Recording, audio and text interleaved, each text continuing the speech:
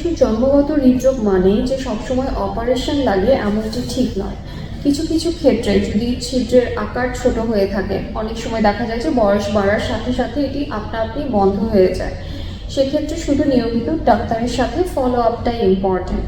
আবার কিছু কিছু ক্ষেত্রে ওষুধের মাধ্যমে শ্বাসকষ্ট, হার্টের উপর চাপ পড়া, এই জিনিসগুলো নিয়ন্ত্রণে রাখা হয় এবং ধীরে ধীরে সময়ের সাথে ছিদ্রটি বন্ধ হয়ে যায়। তবে কিছু কিছু ক্ষেত্রে অপারেশন কিংবা ডিভাইস ক্লোজারের প্রয়োজন হয়। ছিদ্রের আকার যদি বড় হয়ে থাকে, শিশুর শ্বাসকষ্ট সিমটম উপসর্গ যদি প্রকাশ পায়, শরীর নীলচে হয়ে যাওয়া, অনেক ক্ষেত্রেই শিশুর জন্য অপারেশন জরুরি এবং জীবন রক্ষাকারী হয়ে পড়ে।